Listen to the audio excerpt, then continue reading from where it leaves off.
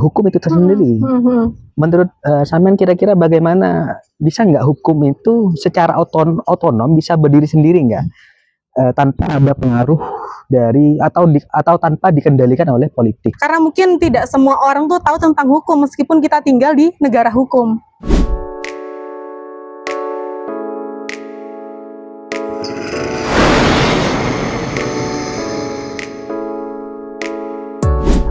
Baik, assalamualaikum warahmatullahi wabarakatuh. Kembali kita di podcast Manusia Paripurna dalam segmen Ngopi Ngaji Ngerti. Hari ini kita bersama Mbak Maharani ya. Nama panjangnya siapa, Mbak? Panjang banget. Dwi Ringtias Galuh Larasati Maharani Putri. Bisa satu RT itu. Bener.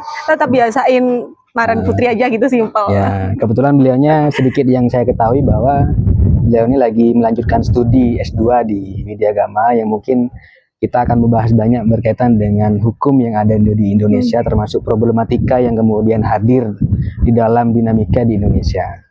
Mungkin yang pertama, apa sih yang memotivasi Samyan ketika waktu S1 mengambil prodi hukum, Mbak? Sebenarnya ini kalau boleh cerita sedikit ya, ini tuh saya kuliah dulu S1 kan sempat gap year setahun nih ya, Mas ya. Oh ya. Ketertarikan saya tuh karena saya diajak temen. Nah, ayo yuk, ini ada beasiswa nih, kita kuliah di Widya Agama. Nah, saya bingung awalnya ini mau ngambil jurusan apa, kan banyak kan ya jurusannya. Terus boleh deh ambil hukum, karena kan saya menghindari matematika nih ya, menghindari matematika. Terus ambil hukum, jatuhnya masih ketemu matematika di hukum waris. Kayaknya gerimis deh. Terus juga kenapa saya ngambil hukum ya, awalnya iseng, tapi kok setelah saya enjoy nih ya, setelah saya kuliah, oh ternyata hukum ini juga unik, enjoy, apalagi kan kita kan negara hukum ya. Banyak sedikitnya kita juga harus tahu tentang hukum, seperti itu. Makanya sampai sekarang pun alhamdulillah saya untuk S2-nya juga linier, ambil hukum lagi karena ingin lebih tahu lagi bagaimana sistem hukum di Indonesia ini diterapkan, seperti itu sih. Ya, jadi kalau peribahasa yang mungkin saya bisa sebutkan itu bahwa semuanya bukan tentang hukum, tapi semuanya mungkin bisa diselesaikan dengan hukum. Benar. Jadi mungkin dalam aktivitas kita sehari-hari, kemudian aktivitas yang kemudian ada kaitannya dengan hukum, kita minimal kita ada pemahaman berkaitan dengan hukum agar kita tidak dimainkan oleh hukum itu sendiri. Mungkin di hari ini banyaklah orang yang mungkin merasa tidak dapat keadilan di dalam hukum, padahal di mata hukum itu sama sebetulnya, tinggal bagaimana kita merasionalkan hukum itu. Kalau kita bisa paham secara komprehensif dari hukum, mungkin ya kita tidak bisa ada celah untuk kemudian dimainkan oleh hukum. Benar. Nah, kalau berbicara hukum di Indonesia, mungkin sebetulnya sistem apa sih yang diterapkan di Indonesia, Mbak? Benar, mungkin juga kita kan juga harus tahu nih ya, hukum itu apa. Kita juga harus tahu Indonesia tuh menganut hukum apa, seperti itu kan ya. Karena mungkin tidak semua orang tuh tahu tentang hukum meskipun kita tinggal di negara hukum, seperti itu. Jadi Indonesia tuh memakai hukum civil law atau Eropa kontinental. Kenapa kita memakai itu? Karena hukum kolonial, nah turunan dari jajahan terdahulu. Nah kita kan dulu kan dijajah oleh Belanda ya, selama kurang lebih 3,5 abad. Nah hukum-hukum dari Belanda itulah kita anut, nah kita adopsi menjadi hukum di Indonesia ini. Makanya kenapa kita memakai hukum Eropa kontinental itu. Nah kalau di dunia ini ya mungkin kita bisa mengenal ada hukum Anglo-Saxon dan juga hukum kontinental. Kalau untuk kenapa kita memakai kontinental, balik lagi karena kita dulu pernah dijajah oleh Belanda. Dan nanti untuk putusannya kita memakai hukum-hukum kodifikasi. Nah, hukum-hukum kodifikasi itu maksudnya bagaimana hukum-hukum yang dibukukan. Nah, itu namanya kodifikasi. Makanya kenapa sih hukum di Indonesia ini tidak bisa se-fleksibel seperti contohnya kayak di Inggris. Nah, Inggris kan pakai Anglo-Saxon nih ya. Karena juga kita di sini udah paten nih karena sudah dibukukan. Nah, mau nggak mau kita juga harus nurut nih sama hukum yang berlaku gitu. Dimana kaki dibijak di situ bumi telangnya dijunjung Ya. gitu kan ya. Jadi mau nggak mau kita juga harus taat nih sama peraturan atau mungkin kebijakan yang ada di negara itu. Seperti itu sih. Ya sih memang yang saya ketahui ya, meskipun saya bukan latar belakang dari mahasiswa hukum, sedikit yang banyak saya alami karena orang luar itu atau masyarakat umum mengetahui bahwa mahasiswa itu bisa segalanya, sehingga ketika saya lulus kuliah itu saya banyak didatangi oleh beberapa masyarakat ya untuk menyelesaikan beberapa problematika hukum. Jadi meskipun saya secara teoritis mungkin tidak belajar hukum di bangku kuliah, tapi secara pengalaman saya sedikit banyak ada lah menyelesaikan beberapa persoalan. Benar-benar. Cuman pada akhirnya yang bisa saya selesaikan secara adat, saya selesaikan secara adat. Terkait penyelesaian secara adat ini mungkin ya yang kemudian ada dan memang betul-betul diatur oleh undang-undang. Salah satunya mungkin yang saya ketahui adalah restorasi jaktif ya. Mungkin problematika yang menurut Samyan yang ada di Indonesia kayak seakan-akan semuanya bisa diselesaikan secara adat lah. Secara adat. Secara ini ya, secara implementasi. Padahal cuma persoalan perdata yang mungkin bisa diselesaikan secara adat. Kalau pidana adalah bukan dari personalnya, persoalan hukumnya antara individu dan individu kalau yang perdata.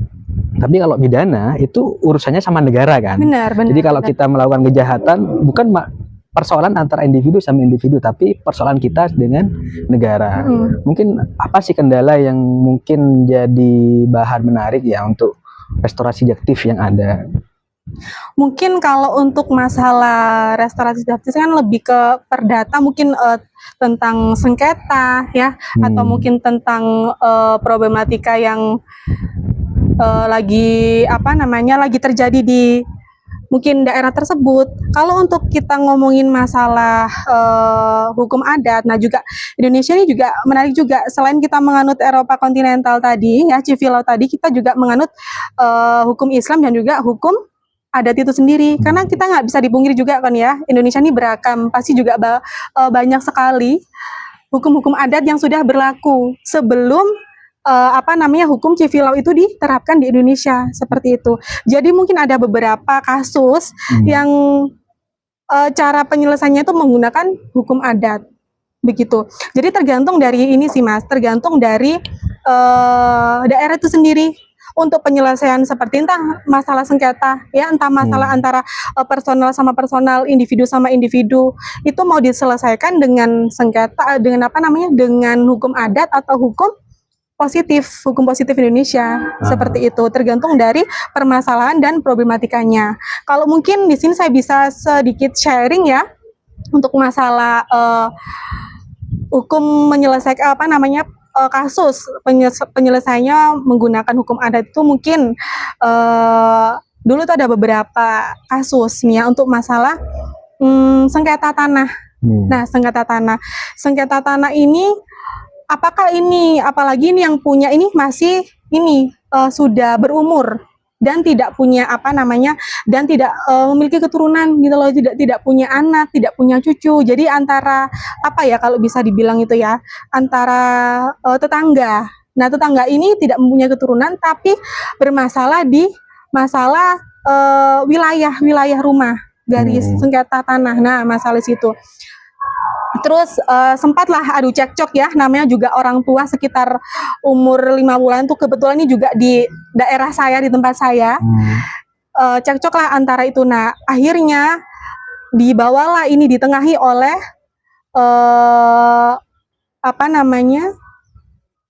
mungkin kalau bisa dibilang itu tetua. Nah, tetua di daerah itu, tetua di desa itu. Karena mungkin untuk orang-orang ada beberapa memang untuk ini udah tahun lalu sih, udah lama banget sih Mas. Jadi mungkin ada beberapa orang yang tidak tahu ini kalau untuk masalah hukum seperti ini apakah bisa dibawa ke ranah yang lebih serius gitu. Jadinya diselesaikan dengan ranah hukum adat itu. Jadi ada cekcok antara antara dua orang ini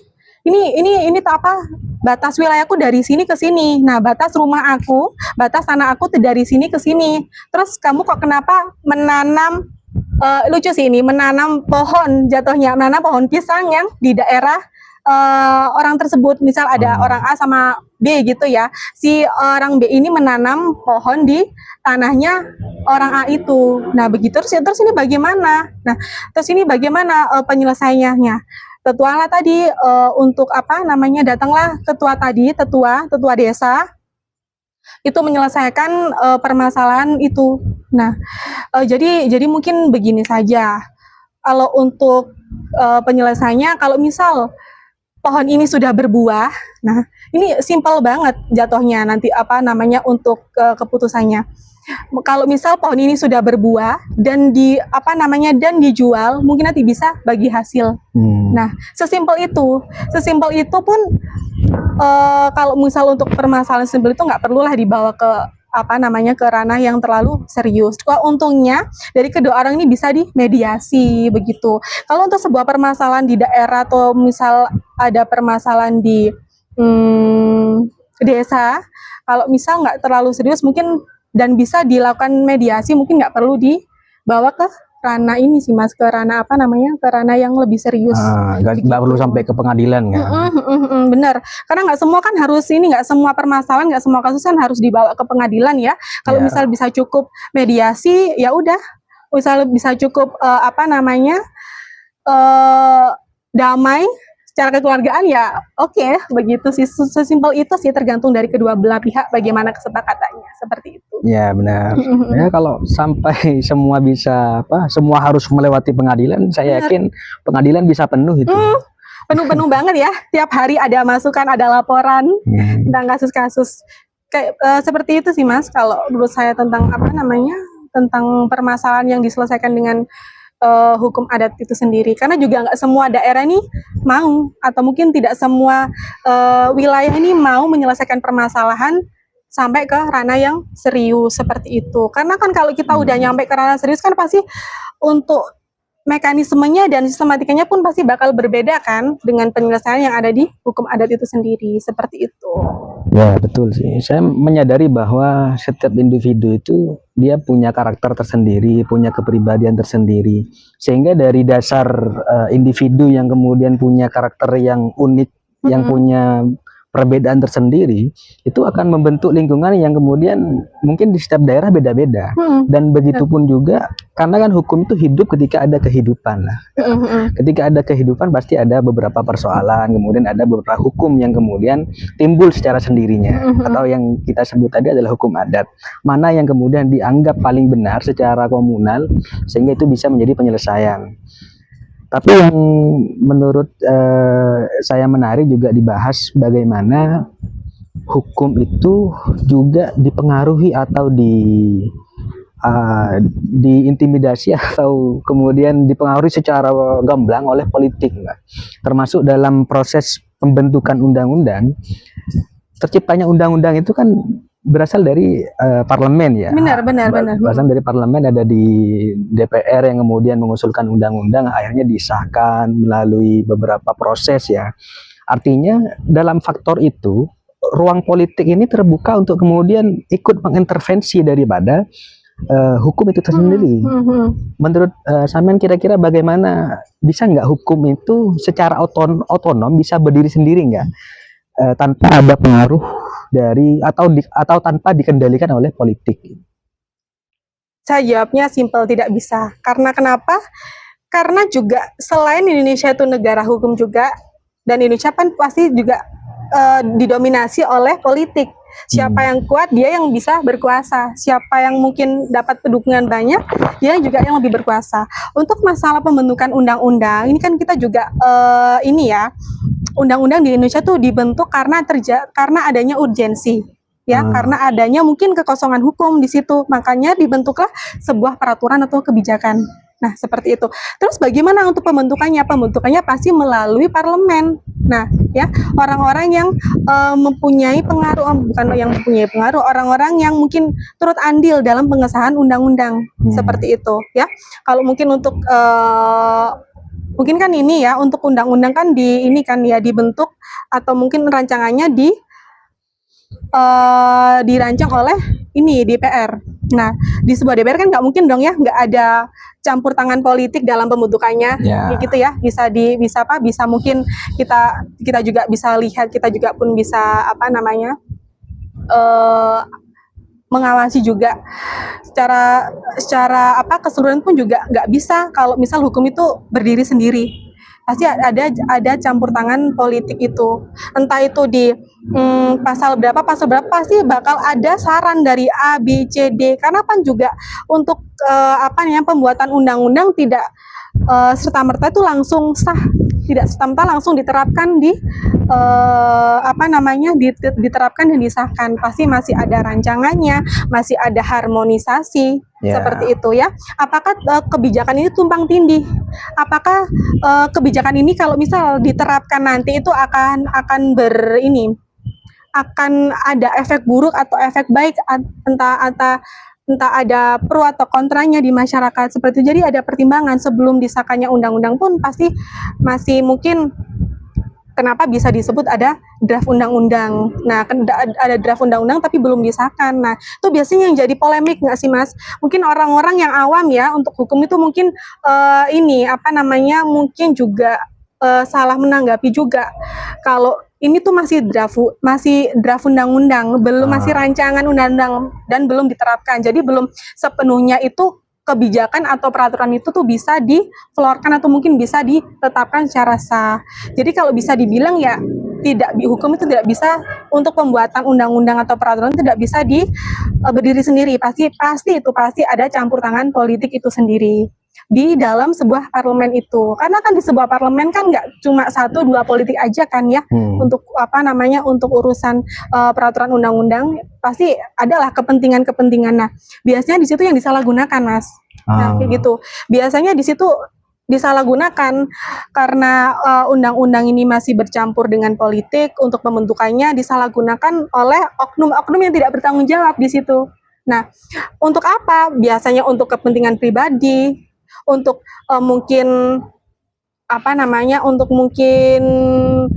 selain kepentingan pribadi itu juga mungkin kepentingan politik juga, kepentingan politik itu sendiri. Jadi mungkin kalau kalau mungkin diterapkan ya pasti ada banyak kontranya, banyak pro-nya. Namanya juga warga. Nah, bukan warga, lebih ke masyarakat Indonesia kan nggak semuanya kontra, nggak semuanya setuju dengan undang-undang itu, tapi mau tidak mau nanti mungkin efeknya jangka panjang itu bagaimana undang-undang ini rancangan undang-undang ini diterapkan. Seperti itu sih. Jatuhnya nggak bisa berdiri sendiri. Kalau untuk undang-undang ini pasti ada campur tangan politik, nggak mungkin lah ya. Kita negara hukum, kita juga politiknya kuat juga. Siapa yang kuat itu yang menang sih, Mas. Gitu sih. Ya saya sekedar berangan-angan berharap bahwa hukum itu bisa berdiri sendiri. Keluhan pribadi saya sendiri. Karena hukum ini agar bisa menjadi kontrol dari bagaimana kebrutalan politik, kemudian penyimpangan-penyimpangan politik yang hari ini mungkin citra politik itu hari ini sudah buruk gitu lah. Banyak masyarakat yang menilai bahwa hari ini yang kemudian salah atau rusak sistemnya adalah bagaimana sistem yang melaksanakan sistem itu sendiri. Benar. Jadi bukan berarti sistemnya yang salah atau kemudian harus ganti sistem hukum, kemudian harus ganti sistem pakai Inggris, misal dari Belanda ke Inggris. Artinya bukan masalah persoalan sistem ya, tapi karena orang yang melaksanakannya. Benar. Saya juga dari pemahaman hukum ya, termasuk implementasinya. Saya juga berharap masyarakat juga tidak awam mengetahui dan memahami hukum itu tersendiri, itu tidak awam. Jadi saya harap para lawyer, kemudian para akademisi hukum juga tidak hanya bertugas untuk menyelesaikan beberapa kasus ya, atau tidak bertugas hanya menghafal pasal-pasal, tapi juga bisa memberikan edukasi hukum kepada masyarakat banyak. Sehingga bagaimana kemudian dampak secara psikologis, dampak secara material dan non material ketika melaksanakan atau melawan hukum, itu yang perlu ditanamkan kepada masyarakat, sehingga angka kriminalitas kemudian angka sengketa yang ada itu sebelum terjadinya sanksi hukum itu sudah terkurangi secara tersendirinya karena pemahaman mengenai hukum sangat sangat memadai secara kolektif oleh masyarakat. Itu yang mungkin harapan saya ya, ketika masyarakat semuanya bisa menerjemahkan hukum secara baik. Jadi kalau bisa dibilang tuh mau nggak mau kita juga harus melek hukum ya Mas ya. Apapun kan juga namanya juga Indonesia, kita juga menganut negara hukum. Apa-apa kalau misalnya ada permasalahan pasti nanti dibawa ke ranah hukum juga, seperti itu. Kenapa kok dibawa ke ranah hukum itu untuk menilai bagaimana mana yang adil, mana yang tidak adil, seperti itu. Mana yang baik, mana yang buruk, mana yang salah, mana yang benar. Nah, makanya kenapa kita diperlukan kita harus paham hukum gitu. Meskipun bukan orang yang backgroundnya hukum ya, meskipun orang awam, tapi memang sedikit banyak memang kita harus mengetahui sih apa itu hukum. Benar kata Masnya tadi, biar kita juga meminimalisir kasus-kasus mungkin yang sekarang banyak sekali, entah itu bullying. Nah, untuk apa kita paham hukum? Untuk pembelaan diri minimal ya, minimal sebelum kita membantu orang lain, entah itu lawyer, advokat, sebelum kita membantu orang lain, setidaknya kita bisa menyelamatkan diri sendiri. Nah, entah itu mulai dari contohnya kayak bullying, karena kan sekarang kan ini kan ya Mas ya, kayak lagi banyak sekali kasus-kasus tuh di berita, mungkin di sosial media itu banyak sekali kasus tentang bullying. Nah, itu kenapa sih ya? Kalau kita menyambungkan dengan bullying ya Mas ya, untuk masalah hukum ini, itu mungkin orang-orang yang pertama tidak berani membela atau takut membela. Karena juga ada beberapa korban ini yang sudah membela tapi tidak mendapatkan keadilan. Nah, di situ. Pertama karena mungkin dia tidak berani. Kedua karena takut, ketiga mungkin juga ini sih kurang kuatnya kurang adilnya sistem hukum juga. Makanya kan sekarang banyak sekali kan ya orang-orang yang dihukum karena mungkin hal sepele. Contohnya kayak ini. Contohnya kayak sempat ada dulu, ini mungkin udah berita lama. Seorang nenek yang mencuri singkong untuk makan itu dihukum berapa belas tahun di penjara gitu. Sedangkan orang-orang yang nyuri duit rakyat ini yang kenapa masih berkeliaran, secara nggak langsung kan korupsi dari dulu sampai sekarang kan udah mendarah daging. Maksudnya udah turun-temurun, udah menjadi tradisi ya. Seperti itu kenapa? Karena memang kurang tegaknya hukum di Indonesia ini sendiri, begitu. Kalau benar-benar tegak, nggak mungkin dong ya orang yang tidak bertanggung jawab makan duit rakyat kayak seperti itu masih ada sampai sekarang. Makanya kenapa politik ini masih menyisipkan sedikit-sedikit kepentingannya di peraturan yang mereka buat sendiri. Nanti jatuhnya kemana? Jatuhnya menjadi korban, menjadi akibat dari peraturan mereka tuh masyarakat Indonesia. Makanya kenapa setiap undang-undang diterapkan itu ada yang pro, ada yang kontra. Kayak kemarin demo itu ya Mas ya.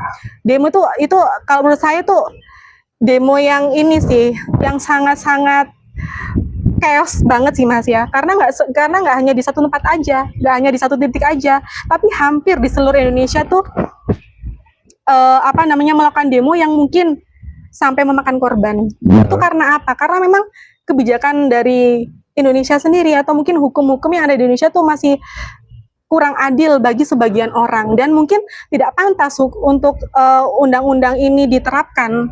Makanya kenapa sampai saat ini pun nggak ada yang undang-undang diterapkan, disahkan, semua orang Indonesia setuju, nggak ada. Makanya kenapa sih perlu ada ini ya, kalau dari saya ini mungkin perlu ada perbaikan entah itu dari sistem hukum, parlemennya, politiknya, atau SDM-nya.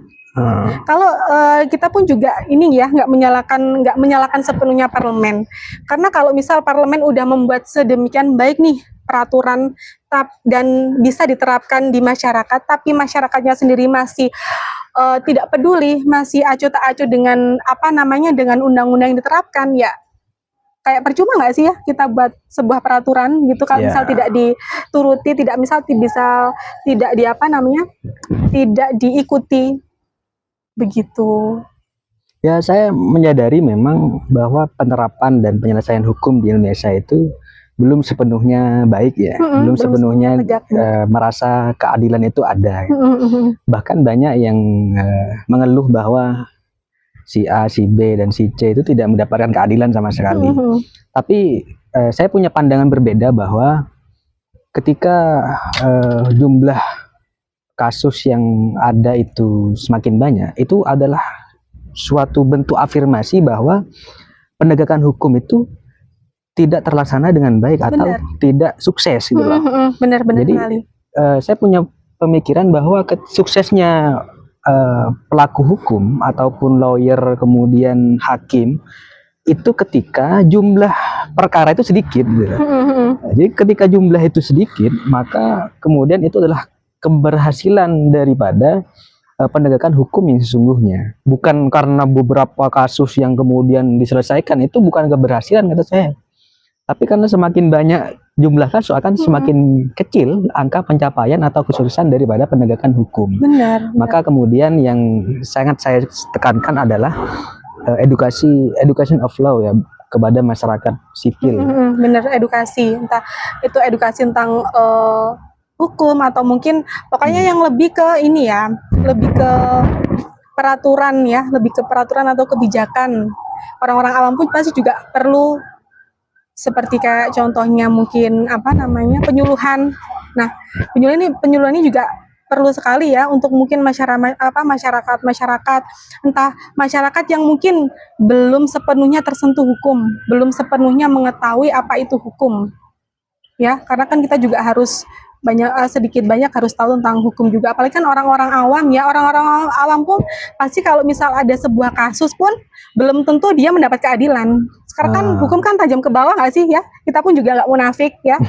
Sekarang hukum tajam ke bawah, tumpul ke atas. Siapa di situ orang yang yang kuat, dialah yang menang sekalipun dia salah. Mungkin ini ya yang dapat kita bahas lagi. Tadi cukup banyak dibahas bagaimana pemahaman dan implementasi hukum secara universal ya. Cuman ada beberapa mungkin problematika yang saya ketahui di dunia kuliah ataupun dunia kampus ya berkaitan dengan fakultas hukum. Itu banyak mahasiswa yang cuma sekedar menjadi penghafal pasal, tidak tahu menahu bagaimana kesempatan dia mengimplementasikan hukum itu atau praktek dari hukum itu malah nihil. Artinya ketika dihadapkan dan dibenturkan kepada dunia yang betul-betul nyata, mereka tidak bisa apa-apa, tidak bisa menyelesaikan dan tidak bisa menerjemahkan hukum secara baik. Artinya ada persoalan secara internal di dalam fakultas hukum, entah itu dalam metode pembelajarannya, kemudian secara personifikasi terhadap bagaimana menerapkan dan meramahkan hukum ini kepada aktivitas sehari-hari. Kira-kira apa sih yang menjadi kendala ketika mahasiswa hukum itu dia cuma hanya menjadi sekedar menghafal pasal tapi tidak bisa melakukan praktek daripada hukum itu sendiri. Kira-kira apa sih yang menjadi solusi lah kira-kira yang Samyan sampaikan? Jadi gini, bener kan kalau misal kita ditanyain hukum itu apa sih, nggak semua mahasiswa hukum atau mungkin nggak semua orang yang backgroundnya hukum itu hafal semua pasal ya, hafal semua pasal yang ada begitu. Dan teori-teori yang ada di kuliah atau mungkin selama di kampus itu pun pasti juga harus diterapkan gitu ya. Kalau misal kita cuma dikasih teori-teori aja tanpa diterapkan pun juga kosong juga kita ilmunya gitu, nggak bisa diterapkan. Jadi cuma jatuhnya ke kita saja tapi tidak bermanfaat untuk orang lain. Nah, mungkin di sini saya juga mau cerita untuk masalah kasus ya, bagaimana saya menerapkan ilmu saya ya, keilmuan saya untuk mungkin ada yang mungkin butuh bantuan saya terkait permasalahannya atau gimana. Nah, ini tentang ini sih Mas, lebih ke itu udah lama sekali tentang bullying. Lagi-lagi kenapa kok bullying itu selalu ada yang mungkin curhat ke saya atau mungkin tanya ke saya, konsultasi ke saya, meskipun saya bukan advokat ya, tapi mungkin saya banyak sedikit bisa memberikan arahan, banyak sedikit bisa memberikan jalan keluar untuk mereka. Nah, kebetulan ini ada yang sempat terkena bullying, tapi bukan fisik, lebih ke verbal. Verbal. Lebih ke verbal. Ini pun juga efeknya juga sama. Jadi ada anak SMA ya. Ada anak SMA itu yang mungkin ya, kalau sekarang kan anak-anak SMA kan masih kayak geng-gengan, masih kelompok-kelompokan. Nah, nggak suka sama satu orang anak. Karena apa? Karena mungkin dia terlalu berprestasi. Nggak disukain karena dia terlalu berprestasi. Itu ada di sini memang di sekitar daerah saya sini. Ini bener real Mas ini kalau ini tidak disukai karena dia tuh terlalu aktif, terlalu berprestasi, dan mungkin karena terlalu dekat dengan guru. Jadilah dia dimusuhi. Entah itu melalui dia dihina, mungkin entah dia kucilkan. Itu kan juga salah satu bullying kan ya. Dia coba cerita ke saya mulai dari awal permasalahannya apa, kenapa dia kok bisa menjadi korban bullying ya, karena memang dia mungkin pertama terlalu dekat dengan guru, karena dia juga terlalu aktif di sekolahnya, karena orang-orang yang nggak suka ya, kalau kita udah punya penyakit iri dengki itu kayak sudah sulit banget ya, kayak ngelihat orang yang mungkin sedikit di atas kita itu sudah nggak terima. Tapi kok untungnya si korban ini yang cerita ke saya itu tidak sampai dia luka, atau mungkin nggak sampai bully yang ke fisik, lebih ke verbal. Tapi pun juga kalau kita bawa ke ranah hukum pun tetap bisa kena si pelaku itu. Mungkin di Undang-Undang nomor berapa sih, 351 di KUHP itu juga, kalau misal sekedar hinaan tuh bisa dibawa ke ranah hukum. Tapi saya coba tanya ke dia, kalau misal nih kamu sampai down mental ya, karena kalau untuk verbal kan pasti kenanya mental ya Mas ya, kenanya mental, dan itu pun pasti untuk menyembuhkan mental pun tidak segampang itu, tidak segampang kita menyembuhkan luka yang ada di tangan kita yang kelihatan itu. Jadi mungkin mungkin saya kasih arahan ke dia untuk kalau misal sudah parah sekali sampai misal mengganggu mentalnya, bisa langsung dibawa ke ranah hukum, karena pun juga kesehatan mental itu penting. Begitu. Keuntungnya dari si ini sempat dibawa, tapi nggak sampai ke ranah hukum sih, itu masih di lingkung sekolah. Dia coba melaporkan hal ini kepada BK ya, bagian BK sekolah. Terus dipanggillah si pelaku itu, dan dia pun juga mengakui. Untungnya sampai situ, nggak sampai ke ranah hukum. Begitu sih. Jadi kayak ilmu-ilmu yang kita dapatkan selama di perkuliahan, atau mungkin ilmu itu nggak hanya bisa didapat di tempat belajar saja ya, tapi juga di semua kejadian atau mungkin pengalaman baru. Nah, itu bisa dijadikan sebuah ilmu. Nah, bisa diterapkan juga seperti hal-hal seperti ini. Jadilah kenapa sih kita kuliah nggak hanya sekedar kuliah, tapi kita juga harus paham apa yang kita pelajari itu. Jatuhnya untuk apa? Untuk membantu mereka-mereka yang mungkin nggak paham tentang apa yang telah terjadi sama dia, nggak paham tentang hukum itu. Mungkin kalau misal nih ya, nggak hanya hukum aja, mungkin ada orang nih yang nggak paham di bidang IT, tanya ke orang yang udah mahir, atau mungkin sudah udah excellent nih di bidangnya. Nah, makanya kenapa sih tujuannya kita menekuni sebuah bidang untuk kita bisa membantu orang lain. Begitu. Sebaik-baiknya orang adalah orang yang bermanfaat untuk orang lain juga kan, seperti itu. Jadi kalau untuk teori kalau nggak diterapkan tuh kita nggak bakal dapat ilmu apa-apa. Karena sejauh saya bandingkan antara kehidupan di kampus dan kehidupan di luar, lebih banyak di luar lebihan. Untuk masalah entah penanganan, entah pengalaman, lebih banyak di luar. Untuk di kampus kan kita cuma menimba ilmu aja. Ya, kalau menimba ilmu nggak dituangkan, kita terlalu full, nggak bisa dong seperti itu. Kalau prinsip saya seperti itu sih Mas. Gitu. Ya, memang menarik ya untuk kemudian dibahas bagaimana dinamika yang ada di internal Fakultas Hukum ya.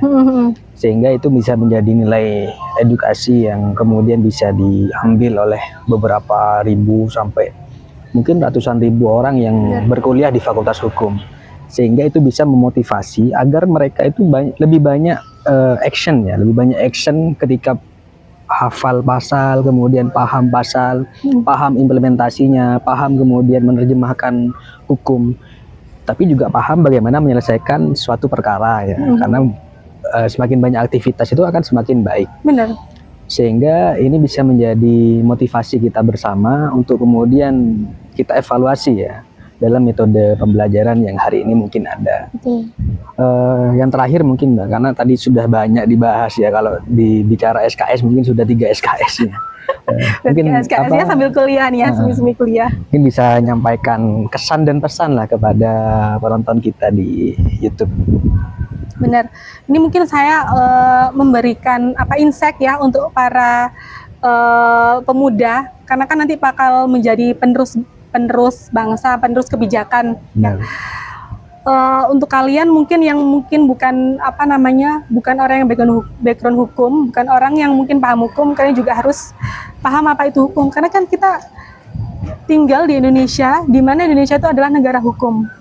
Negara hukum, sedikit banyak kita juga harus sebagai pemuda ya, penerus bangsa juga harus paham apa itu hukum, dan juga jangan bosan-bosan. Nah, untuk kalian para Gen Z ya, para pemuda-pemuda itu jangan bosan-bosan untuk memberikan penyuluhan kepada orang yang mungkin tidak paham, atau mungkin jangan segan-segan untuk menolong orang yang butuh bantuan, karena mungkin tidak semua orang tuh bisa membantu dirinya sendiri. Mungkin kita yang mempunyai kapasitas lebih, nah bisa membantu orang yang mungkin butuh bantuan kita, begitu. Karena sebaik-baiknya orang adalah orang yang bermanfaat untuk orang lain. Begitu sih kalau dari saya. Oke, terima kasih Mbak. Mbak siapa tadi nama panjangnya? Dwi Tias Galur Rasati Maharani Putri. Oke, terima kasih ya kita sampaikan. Bila taufik wal hidayah. Wassalamualaikum warahmatullahi wabarakatuh. Waalaikumsalam warahmatullahi wabarakatuh. Oke. Berapa menit tadi yang susulan ini?